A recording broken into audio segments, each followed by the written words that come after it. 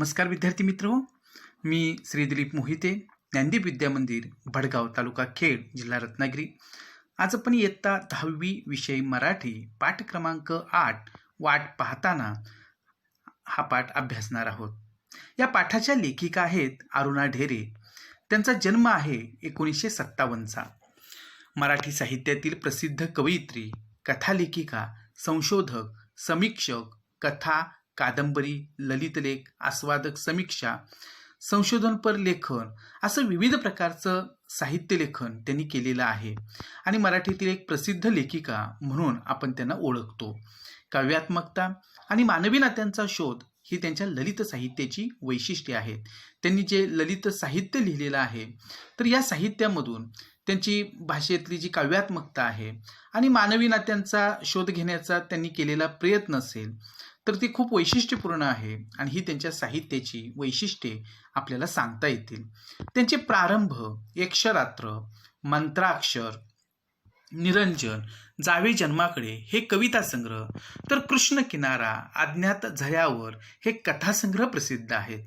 रूपोत्सव हा स्फुट लेखसंग्रह, तर मैत्री ही कादंबरी, नागमंडल, लोकसंस्कृतीची रंगरूपे, विस्मृती चित्रे हे संशोधनात्मक समीक्षात्मक लेखन प्रसिद्ध आहे.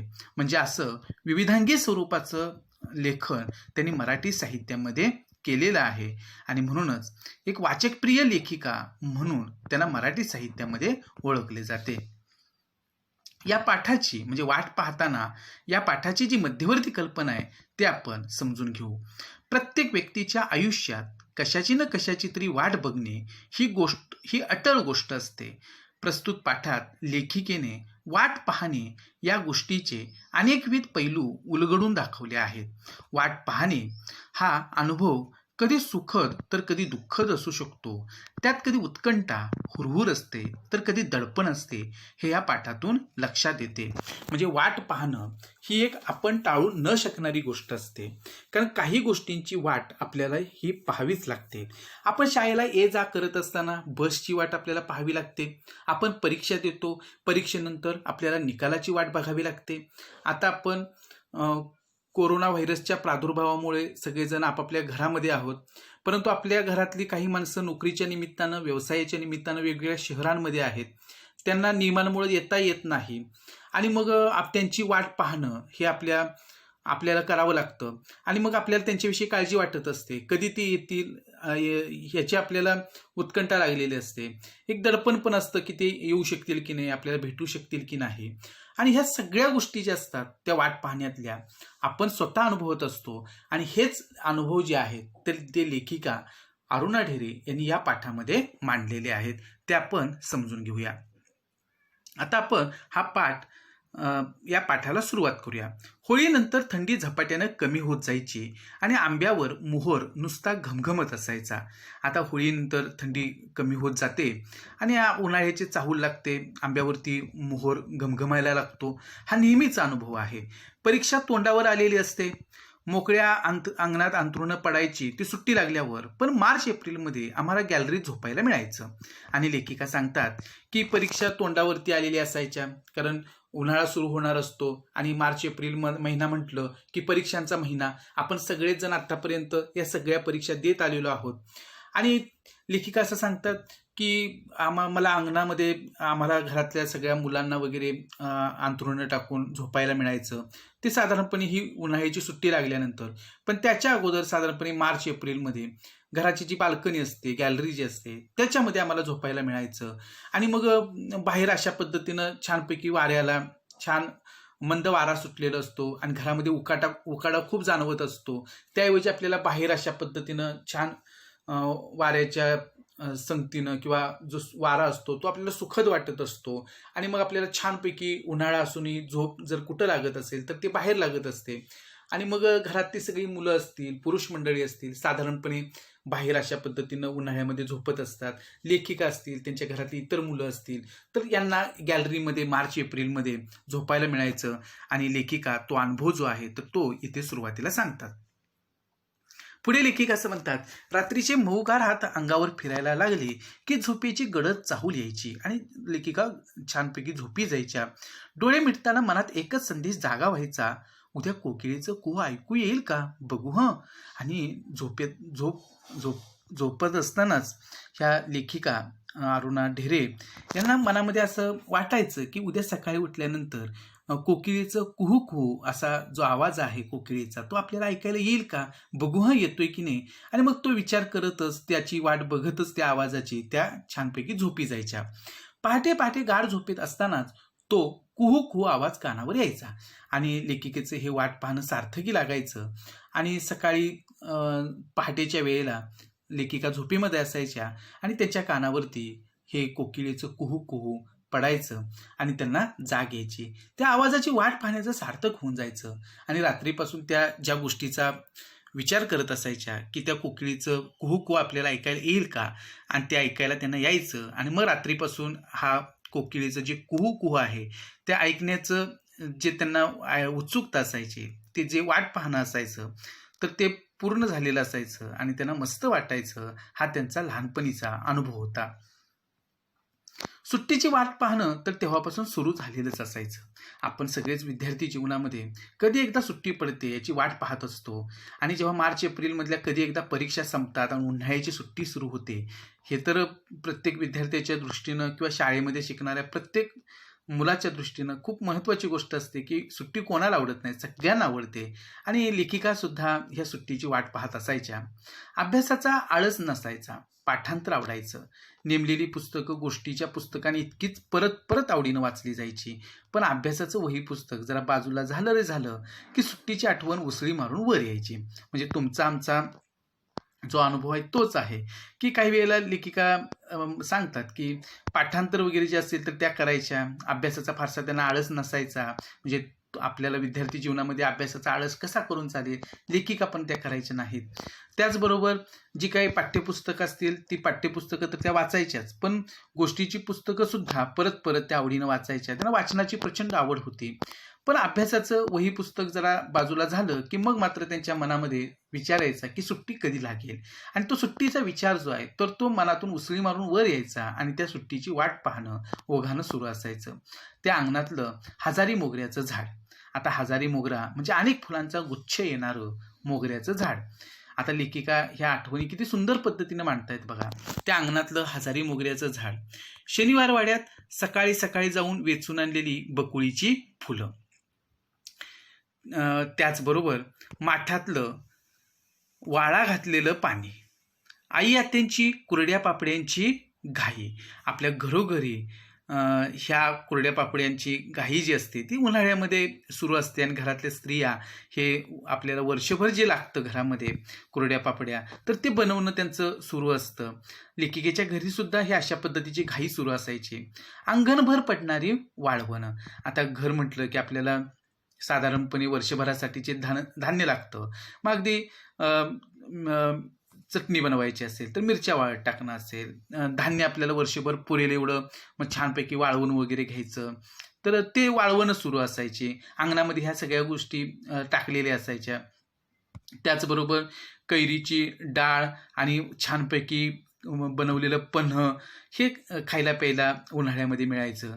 कधीमध्ये घरची परवानगी मिळाल्यावर चोखायला मिळणारे बर्फाचे गोळे. आता इथे बर्फाचा गोळा दिसतोय तो पाहिल्यानंतर आपल्या दारावरती हे जे फेरीवाले येतात विशेष करून ग्रामीण भागामध्ये तर हे बर्फाचे गोळे खाणं हा एक मोठा आनंदाचा भाग असतो आणि आपण वाट बघत असतो कधी एकदा हा फेरीवाला येतो आहे आणि आपल्याला हे बर्फाचे गारगार गोळे जे आहेत तेही ऐन उन्हाळ्याच्या दिवसामध्ये छान कडक ऊन पडलेलं असतं तेव्हा खायला मिळणं खूप आनंदाची गोष्ट असते लहान मुलांच्या दृष्टीनं. लेखिकासुद्धा या गोष्टीची वाट बघत असायच्या. ऊसाचा ताजा रस आपल्याला सगळ्यांना आवडतो आणि रसवंती गृहामध्ये जाऊन आपण हा ऊसाचा ताजा रस नक्की पित असतो. आणि मुख्य म्हणजे खूप गोष्टीची आणि कवितांची नवी पुस्तकं. लेखिकांना वाचनाची खूप आवड होती त्यामुळे गोष्टींची, कवितांची पुस्तकं आणि हे सगळं सुट्टीमध्ये आपल्याला करायला मिळणार आणि म्हणून सुट्टीची किती वाट पाहत असू आम्ही असं लेखिका सांगतात. आणि ह्या सगळ्या गोष्टी आपल्याला सुट्टीमध्ये करायला मिळणार म्हणून लेखिका सुट्टीची वाट पाहत असायच्या. आता आपल्यासुद्धा अशाच पद्धतीचं वाट पाहणं सुट्टीचं सुरू असतं. सुट्टीमध्ये कुठे फिरायला जायचं आईबाबांच्या बरोबर, कोणत्या ठिकाणी जाऊन यायचं, कोणत्या नातेवाईकांच्याकडे जायचं हे सुद्धा आपलं ठरलेलं असतं. तसंच लेखिकासुद्धा या सगळ्या गोष्टींची वाट बघत असायच्या आणि हे सगळं या दिवसांमध्ये, उन्हाळ्याच्या दिवसांमध्ये सुरू असायचं. आमच्या भल्या मोठ्या वाड्यात पुष्कळ बिऱ्हाडं असली तरी अख्ख्या वाड्याला मिळून असलेला एक चौथा मजला म्हणजे माळाच होता. लेखिका ज्या वाड्यामध्ये राहायच्या तिथं अनेक कुटुंब राहत असायची आणि ह्या संपूर्ण वाड्याला मिळून एक चौथा मजला असायचा, तो माळा होता. सुट्टीची वाट पाहताना माळ्यावर जाऊन पुस्तकांच्या गराड्यात बसण्याच्या अद्भुत कल्पनेनं अगदी आतून मन फुलून येई. आणि सुट्टीची वाट पाहत असताना आपण माळ्यावरती जायचं आणि छानपैकी ही जी वेगवेगळी कथा कवितांची पुस्तकं आहेत तर कितीतरी पुस्तकं वरती माळ्यावरती असायची आणि त्या सगळ्या पुस्तकांच्या गराड्यामध्ये म्हणजे लेखिकामध्ये आणि आजूबाजूला ही सगळी पुस्तकं आणि कोणतं वाचू आणि कोणतं नको आणि जे हाताला येईल ते वाचण्यातला एक वेगळा आनंद असतो. आणि लेखिकेला आनंद तो मन आनंद आतून मन फुलून यायचं, खूप आनंद व्हायचा की आपल्याला हे सुट्टीमध्ये आता वाचायला मिळणार आहे. पुस्तकांची वाट पाहण्यात एक गंमत होती आणि ह्या पुस्तकांची वाट पाहणं, ती वाचायला मिळणं ही सुद्धा लेखिकेला खूप गंमत वाटायची. एक वेगळंच जग तिथे भेटत होतं. न पाहिलेले देश, न पाहिलेली माणसं, न अनुभवलेले प्रसंग, अनोळखी तरी पण आपले वाटणारं, ओळखीचे धागे जुळणारे, न जुळणाऱ्या गोष्टी सुद्धा किती थक्क करणाऱ्या. म्हणजे लेखिकेनं इथं खूप सुंदर वर्णन केलेलं आहे की पुस्तकांमध्ये आपल्याला हे सगळं वेगळं जग भेटत असतं. आपण न पाहिलेले देश आपल्याला वाचायला मिळत असतात, न पाहिलेली माणसांविषयी जाणून घेता येतं, अनुभवलेले आपण न अनुभवलेले काही प्रसंग असतात ते आपल्याला इथे पुस्तकांच्या रूपानं अनुभवता येतात. लेखक ते सगळे प्रसंग आपल्याला सांगत असतात आणि अनोळखी तरी पण आपलं वाटणारं असं हे एक वेगळं जग असतं की जे पुस्तकांमधून आपल्याला भेटत असतं. आणि लेखिकेचा पिंडच मुळात हा असल्यामुळं त्या नेहमीच त्या ठिकाणी ह्या सगळ्या गोष्टी वाचायला कधी भेटतील म्हणून त्या आतुरतेनं वाट बघायच्या. ओळखीचे धागे जुळणारे, न जुळणाऱ्या गोष्टी सुद्धा किती थक्क करणाऱ्या. आणि ह्या पुस्तकांमधून आपल्याला जरी अनोळखी काही जग आपल्याला वाचायला मिळत असलं तरी सुद्धा काही गोष्टी आपल्याला त्या आपल्या वाटतात, त्यातले काही धागे आपल्या अनुभवांशी जुळत असतात आणि काही प्रसंग आपल्याला थक्क करणारे असतात. ह्या सगळ्या गोष्टी आपल्याला ह्या पुस्तकातून वाचायला मिळतात. म्हणजे जग असंही असतं तर. आणि मग हे उद्गार आपल्याही तोंडातून बाहेर पडतात. जेव्हा आपण पुस्तकं वाचतो तेव्हा लेखिकेच्या सुद्धा तोंडातून हे उद्गार सहज बाहेर पडायचे. अरे जग असं सुद्धा असतं. एक वेगळ्या जगाची सफर त्यांना झालेली असते ह्या पुस्तकातून आणि म्हणून सहज उद्गार त्यांच्या तोंडातून बाहेर पडत असतात. आणि वाचनाचं काय महत्व आहे, वाचनातला काय आनंद आहे तो इथं लेखिकेनं आपल्याला सांगितलेला आहे. मला केवढं तरी नवे पण भेटत होतं आणि शब्दांची जादू कळत होती. मी वाचत होते त्या गोष्टी, तो इतिहास, ती गाणी कुणीतरी रचलेली होती, लिहिलेली होती. जे सुचलं, जे लिहावंसं वाटलं ते कसं लिहू शकली आहे ती माणसं. आणि लेखिकेला आश्चर्य वाटायचं की हे सगळी लेखक मंडळी कसं त्यांना हे सगळं सुचत असेल, कशा गोष्टी लिहित असतील, कसा इतिहास मांडत असतील, कशा गाणी लिहित असतील, ती त्यांना सुचत असते.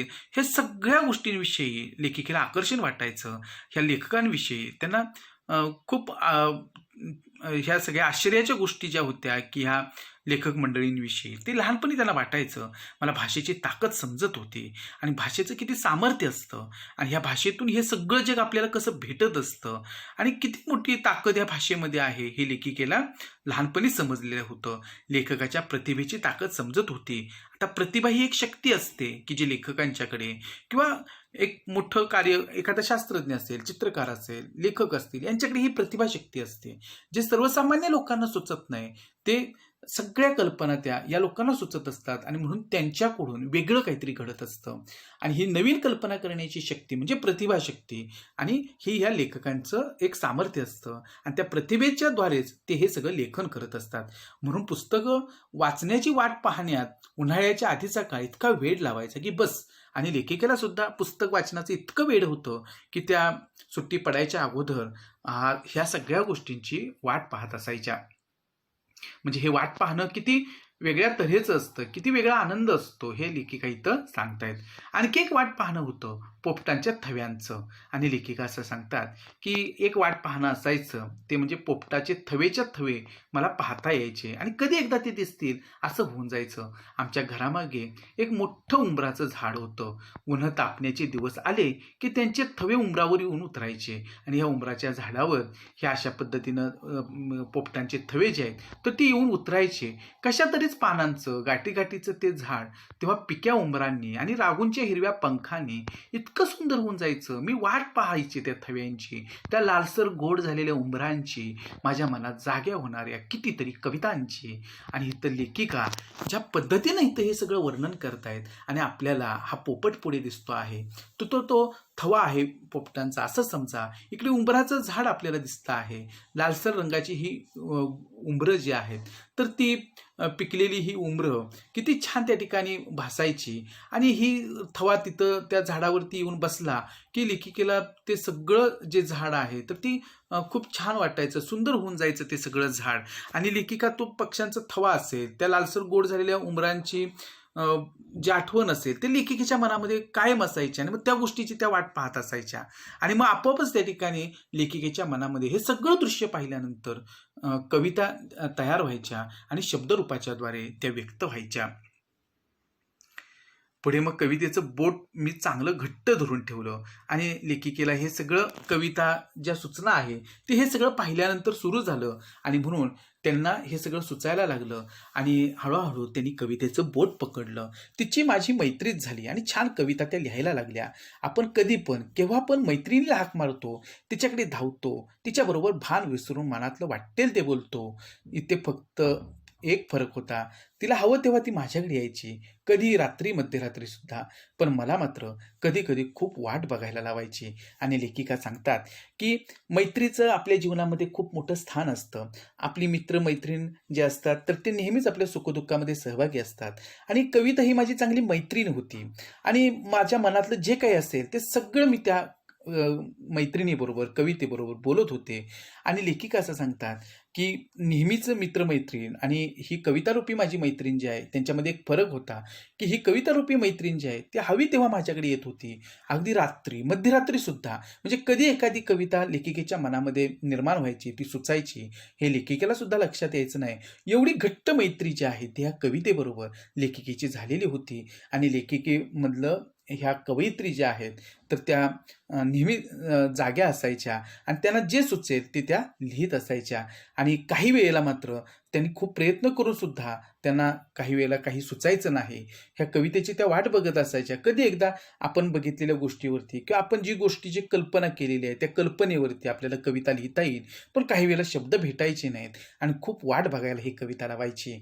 मी हाक मारल्यावर हमखास येईलच असं नसायचं कवितेचं. आणि लेखकांचं असंच असतं की त्यांना जेव्हा हवं तेव्हा काही वेळेला ते सुचेलच असं नाही.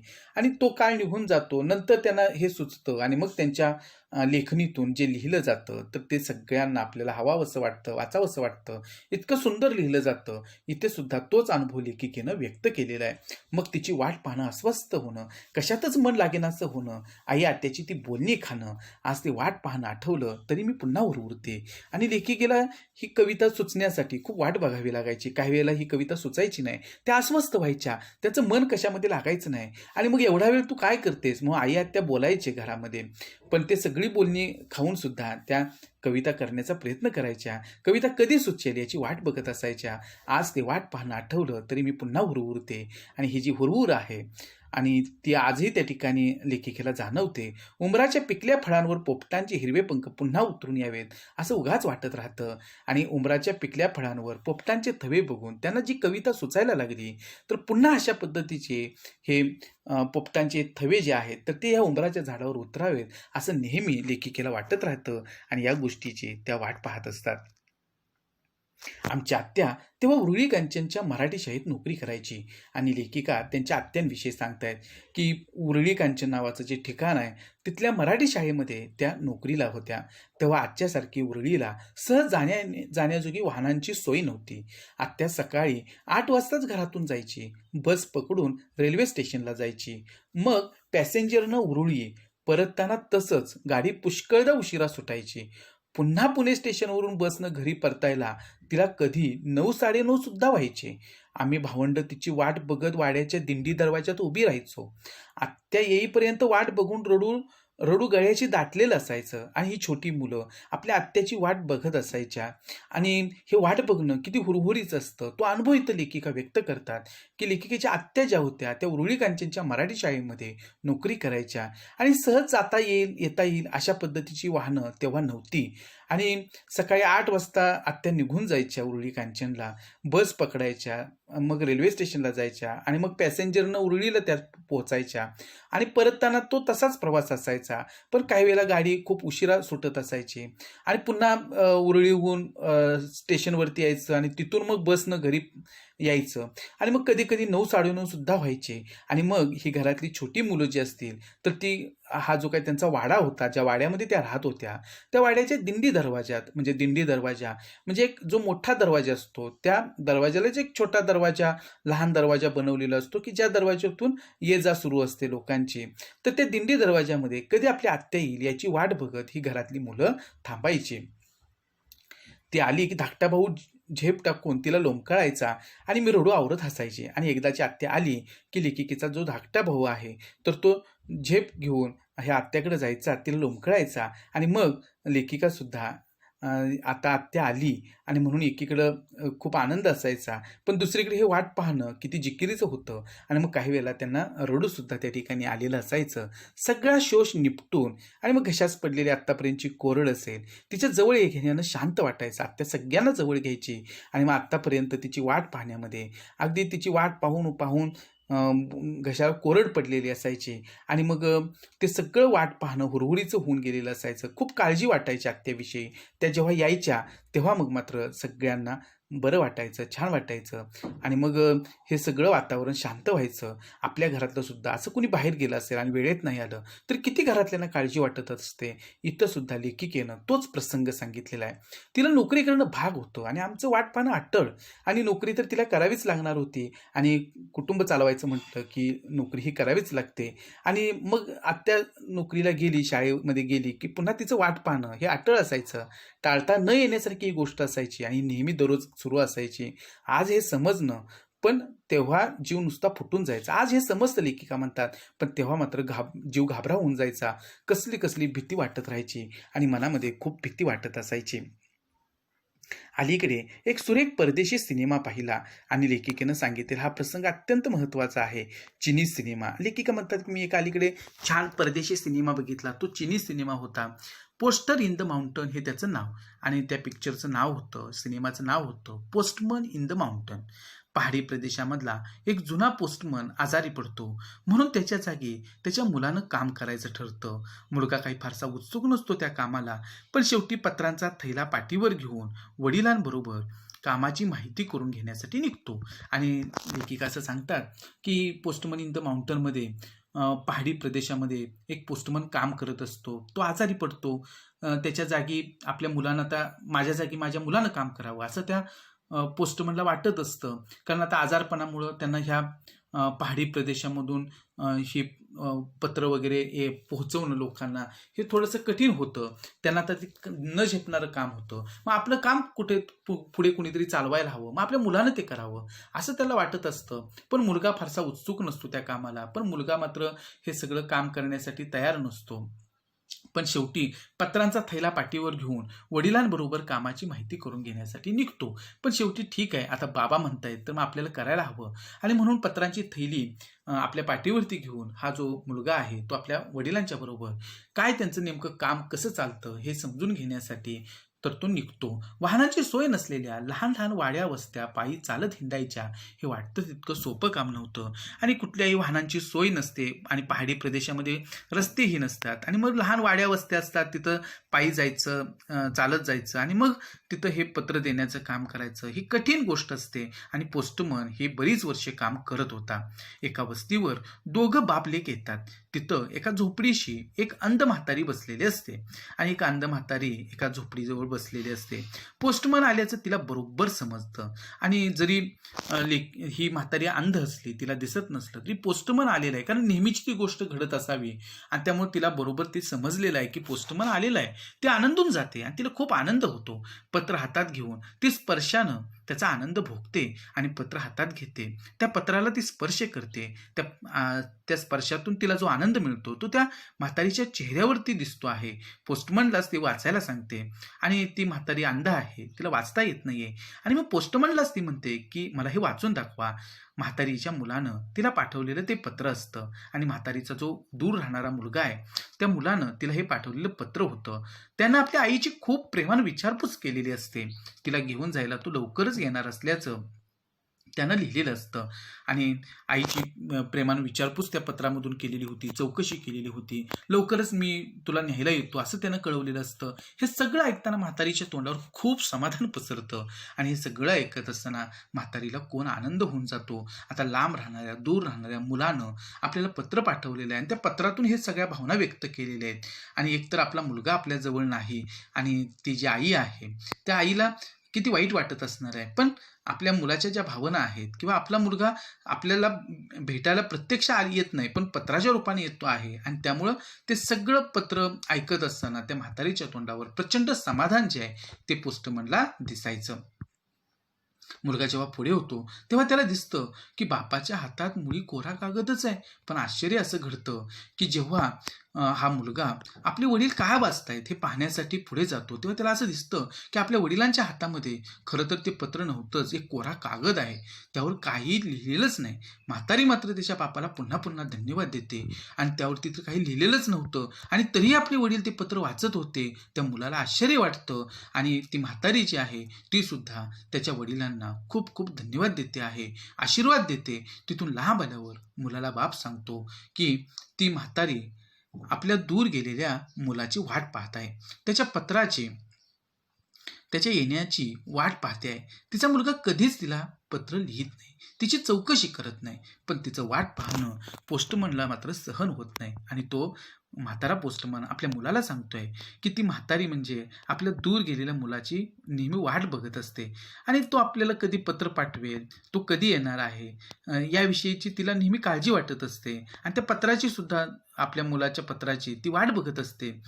आणि तिचा मुलगा मात्र तो कधीच तिला पत्र लिहित नाहीये, तिची चौकशी करत नाही आणि ह्या म्हातारीला मात्र त्या मुलाचं वाट पाहणं जे आहे तर ते त्या म्हातारीला सहन होत नाही आणि ह्या म्हातारीच्या ज्या भावना आहेत तर त्या भावना बरोबर ह्या म्हाताऱ्या पोस्टमननं ओळखलेल्या असतात आणि त्याला सुद्धा खूप वाईट वाटत असतं ह्या म्हातारीविषयी आणि तिचं हे आपल्या मुलाचं वाट पाहणं पोस्टमनला सहन होत नाहीये. त्या म्हातारीला आनंद वाटावा म्हणून दरवेळी पोस्टमन मनानंच कोरं पत्र वाचत आलेलं असतो आणि म्हातारीचे शेवटचे दिवस त्यामुळे समाधानात चाललेले असतात.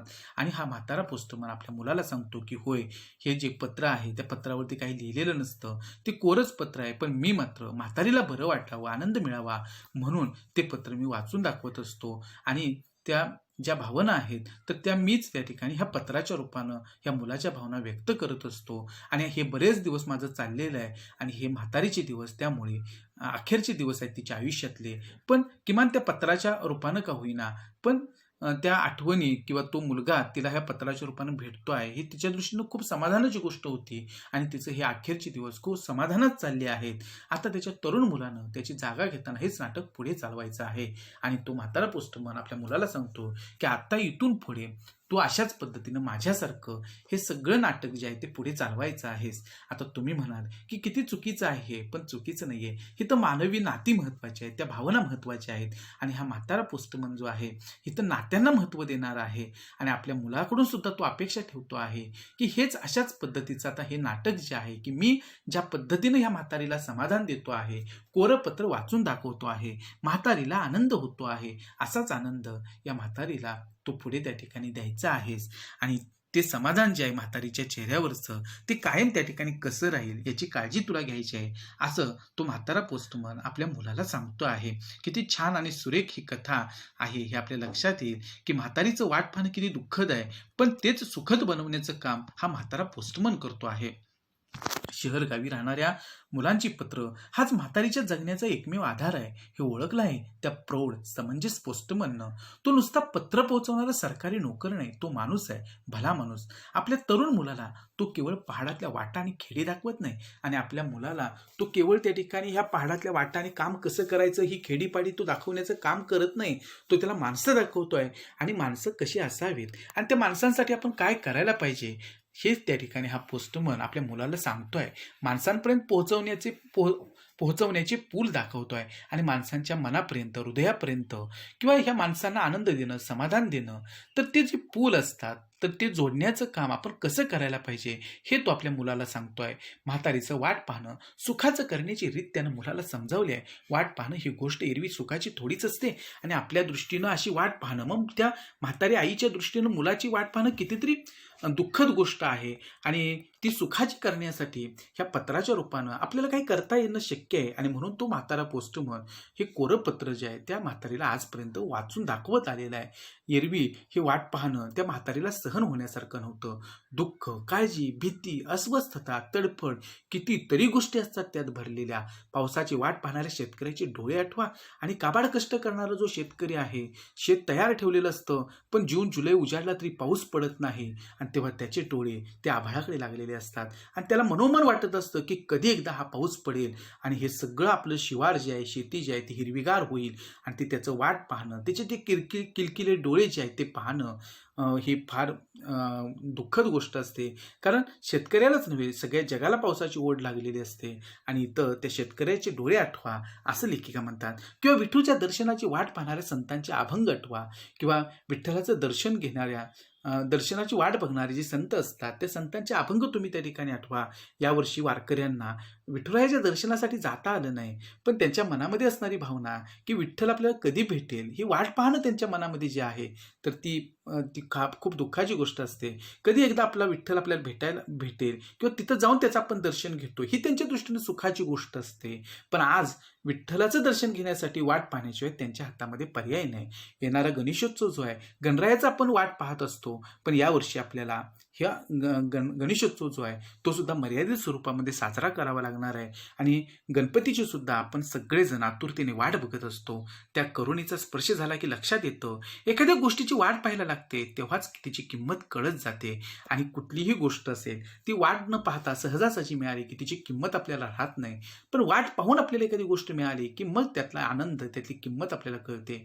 कित्येक मोलाच्या गोष्टी सहज मिळाल्या तर त्याचं मोलच आपल्या लक्षात येत नाही. वाट पाहताना आपण संयम शिकतो आणि वाट पाहताना कितीतरी गुण आपल्यामध्ये येतात. संयम, थांबलं पाहिजे. प्रत्येक गोष्टीसाठी आपण थांबलो, वाट बघितली तरच आपल्याला ती मिळणार आहे आणि म्हणून तो संयम आपल्याला निर्माण करावा लागेल. तो संयम आपल्यामध्ये येतो. धीर धरायला शिकतो आणि धीर धरला पाहिजे. थोडंसं आपण धीट व्हायला पाहिजे आणि कुठल्याही गोष्टीला सामोरं गेलं पाहिजे.